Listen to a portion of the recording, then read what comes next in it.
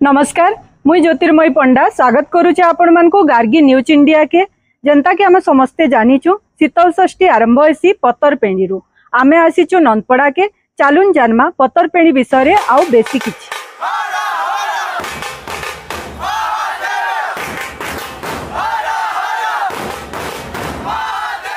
तो सर पतरपेणी विषय रे हमर दर्शक मान को टिके कहू। पतरपेणी रो अर्थटा हला जे झील अन्वेषण जेतेबेले महादेव पणिजा श्रीकंठ देव घोर जंगल को बुलवा लगी जाइए सेतेबेले घोर अंधकार घोर जंगल से समय गोटे झीटाकर कांदना काने बाजला जितेबले बाजला से झीटा केने कांदुची छुआटा केने कांदुची जो खोजी खोजी जाइए देखले शाल बण तले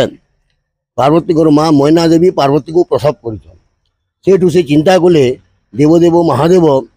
माने पार्वती को पाइबार लगी वर्ष वर्ष धर से तपस्या अच्छन एवं पार्वती भी तपस्या वर्ष वर्ष तपस्या से अच्छन अतएव कर से 72टा शाल पत्र नहीं कि पार्वती पणिजा मरीचि पाखु गले मरीचि पाखु जिते गले मरीचि देखी से आश्चर्य हो गले ये एते राति रे ई घोर जंगल भितर अंधार भितर मोर घर को कांची लगी आसलु केंची लगी आसलु जदि भी आसलु तो मु अतिथि बोली स्वागत करुँ किंतु आसबार कारणटा कह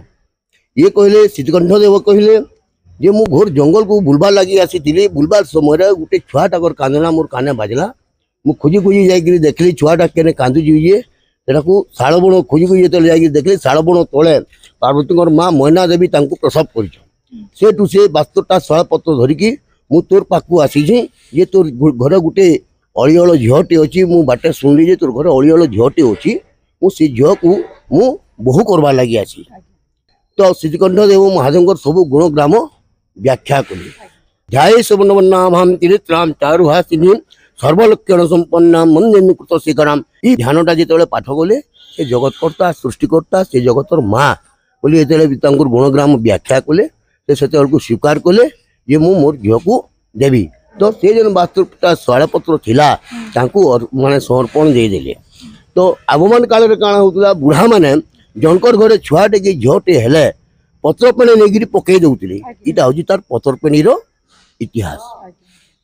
बहुत बहुत धन्यवाद सर।